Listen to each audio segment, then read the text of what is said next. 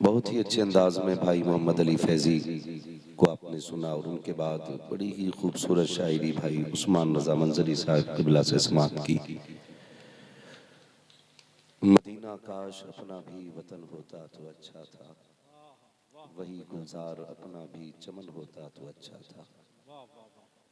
आपने बड़े बड़े कीमती शेर भाई ज़फ़र बज़मी साहब से सुने, नक़ीब हिंदुस्तान माशाअल्लाह पूरे जलसे की जान रहा करते हैं।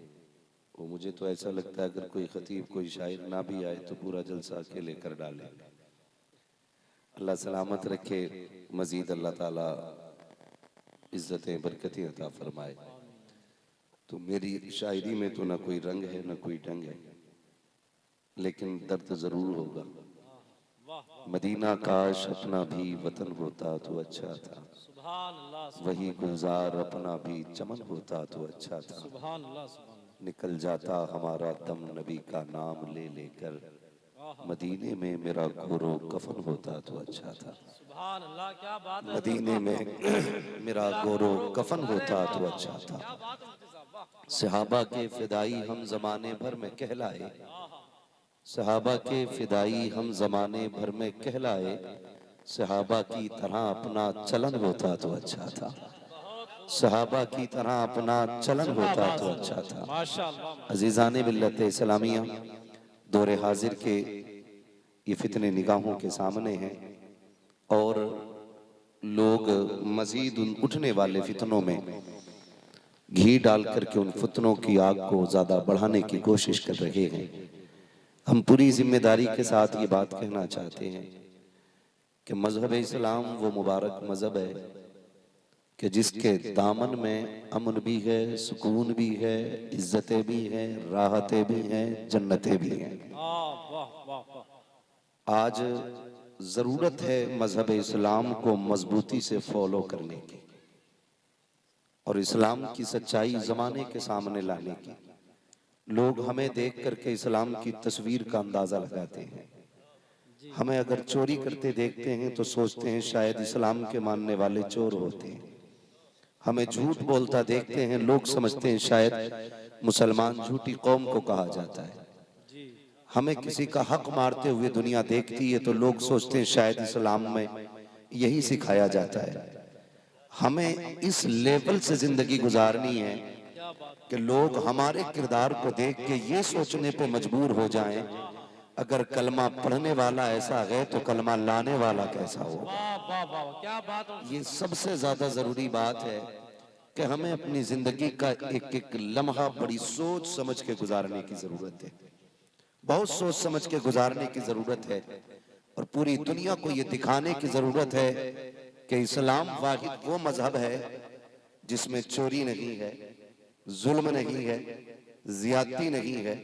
अगर हर तरह की बुराई का खात्मा करना है तो इस्लाम को फॉलो करना शुरू कर दो, सारी बुराइयों का जनाजा निकल जाएगा।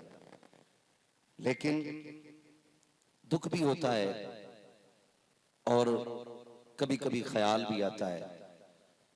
रोना इस बात का है कि हम कभी मस्जिदों से भी गुजरते हैं। ये किसी एक शहर की बात नहीं कारी साहब क़िबला, और ना किसी एक गांव की बात है। अक्सर सफर में होते हैं तो रुक के कहीं भी मस्जिद में रुकना होता है ना, तो बहुत कम मस्जिदें ऐसी मिलती हैं जहां फ्रिज हो पानी का और गिलास जंजीर से ना बंधा हो। हर मस्जिद के दरवाजे पे अगर पानी का इंतजाम है तो जंजीर से गिलास बंधा है। आए दिन मस्जिदों से ऐलान सुना जाता, भाई अपने पैरों की तरफ देखो, कोई जूता किसी का पहन के तो नहीं चला गया। जबकि मैं समझता हूं कि पैर जिस जूती में डाला जाए इतना एहसास बंदे को हो जाता है अपनी है कि पराई है। लेकिन हम सजदा करके निकलते हैं और जूती बदल जाती है। हम पानी पीने के लिए रुकते हैं और गिलास गायब हो जाता है।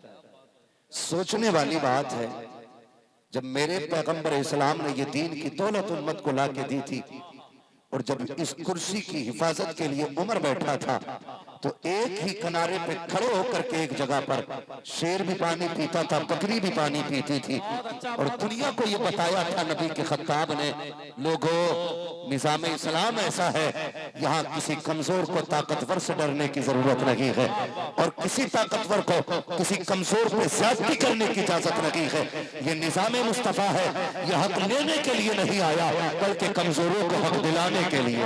नारे तकबीर, नारे रिसालत, अज़मत इस्लाम, मसलक आला हज़रत। मैं इस बात का इनकार नहीं करता, आप नात भी सुने, तकरीर भी सुने, लेकिन सिर्फ मूड बनाने के लिए नहीं, तकदीर बनाने के लिए, तकदीर बनाने के लिए। ये सोच के सुने कि जो कमियां हैं अगर वो हमारे अंदर हैं, बताई गई तो उनसे निकलेंगे, इरादे बदलेंगे। पढ़ें जरा तारीख इस्लाम की। सही बात यह है कि हमें अपनी पहचान नहीं रही, हमें अपनी पहचान नहीं है। आज जब कयामत का दिन होगा, नफसी नफसी का आलम होगा, अमल तो ले जा रहे होंगे, तो कुछ जहन्नमियों को फरिश्ते लेके जहन्नम की तरफ जाएंगे। जब फरिश्ते लेके जहन्नम की तरफ जाएंगे ना, तो कुछ फरिश्ते देख के उन्हें रोएंगे। जब वो रोएंगे तो ये जहन्नम में जाने वाला बंदा कहेगा, जहन्नम में मैं जा रहा हूं, तुम क्यों रो रहे हो? एहसास करने वाली बात है। फरिश्ते कहेंगे इसलिए नहीं रो रहे हैं कि तू जहन्नम में जा रहा है, इसलिए रो रहे हैं कि किसकी मोहम्मद किसकी उम्मत में पैदा हुआ था और कहां जा रहा है। हुजूर कहो कि भी जहन्नम में। भाई ये क्यों हो रहा है? तकलीफ की बात है, दर्द भी होता है। आए दिन की खबरें, अभी कुछ दिन पहले अखबार में एक बात शाये हुई कि एक गांव के लोगों ने बीच सड़क में दीवार बनाई।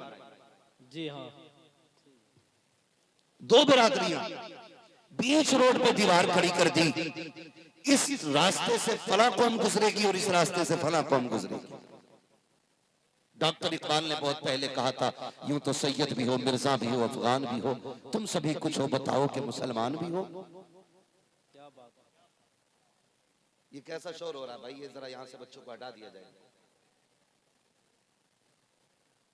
तवज्जो है सारे लोगों?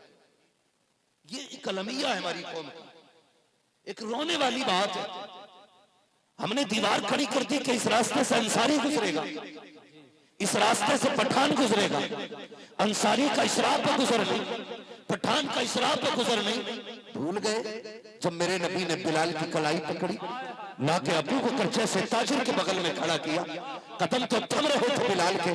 कहा मैं, कहा अबू बकर जैसा अमीर, कहा मैं, कहा उस्मान जैसा दौलत वाला। महबूब ने क्या कहा था? सुने, इस्लाम फर्क बढ़ाने नहीं आया, इस्लाम ऊंच नीच का फर्क मिटाने के लिए आया। वाह वाह वाह वाह, नारे तकबीर, नारे रिसालत, अज़मत इस्लाम, हजरत मुफ्ती हम्माद साहब किबला, मसलक आला हजरत। अगर किसी कौम को एक करने की बात की जाए तो मुजरिम मदरसे है, अगर किसी कौम को समझाने की बात की जाए तो मुजरिम उलमा है। याद रखिए, ये मदरसे, ये उलमा कभी अपनी बात नहीं कहते, जबान इनकी होती है, बातें मदीने वाले की होती है। मजबूती से जुड़े रहना मदरसे वालों के साथ। तकलीफ होती है, दुख होता है, कितना बड़ा फर्क खड़ा कर दिया। आज अगर किसी कौम की बरादरी के लोग कम है तो उनकी बेटियों के निकाह आसान नहीं, मुश्किल हो गया जीना बच्चियों का।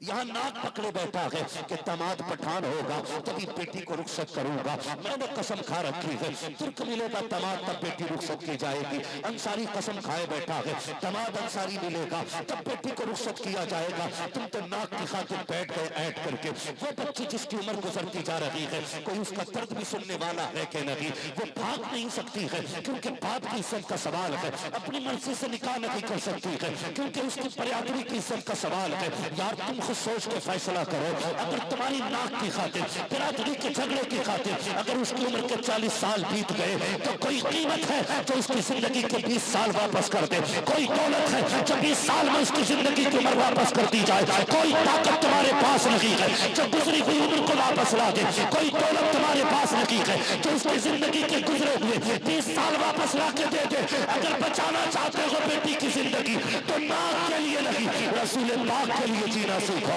मुस्तफा के लिए जीना सीखो। ये बाद में देखना पठान है कि नहीं, ये बाद में देखना अंसारी है कि नहीं, पहले सिर्फ इतना देखो ये गुलाम मुस्तफा है कि नहीं, आशिक रसूल है कि नहीं, अकीदा दुरुस्त है कि नहीं। अगर अकीदा दुरुस्त है, बिरादरी लेवल की हो या ना हो, बेटी इज्जत से दे दे, खुदा की कसम जो तेरे रब का हक अदा कर सकता है वो तेरी बेटी का भी हक अदा कर सकता है। नारे तकबीर, नारे रिसालत, अज़मत इस्लाम, मसलके आला हज़रत। वही तो समझो इनके दर्द को। हम किस रविश पे जा रहे हैं? हमारी नाक के झगड़ों ने हमें तबाह कर दिया, हमारी शान और शौकत हमें खा गई। याद रखिएगा, सुने इज्जत किसे कहते हैं।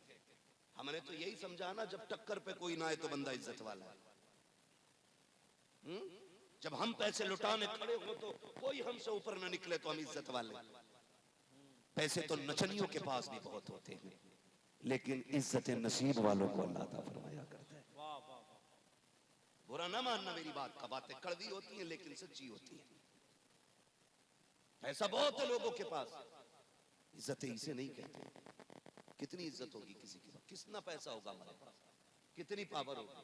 अगर प्रधान है तो एक दो इलाके गांव विधायक है तो कितनी जमीन का, 1000 बीघे जमीन के इलाके का, 10-5 किलोमीटर तक का होगा। यही तो हद है। आधी दुनिया का बादशाह है उमर, आधी दुनिया का बादशाह।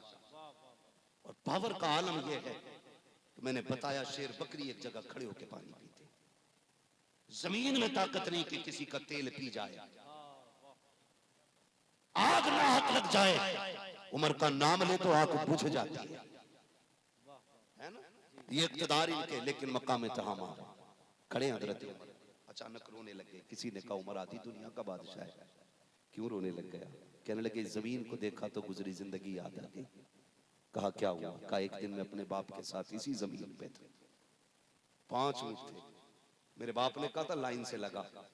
कहते कि मैं एक को बराबर करता तो एक पीछे हट जाता था। मेरा बाप ने मुझ पे बड़ी सख्ती की थी।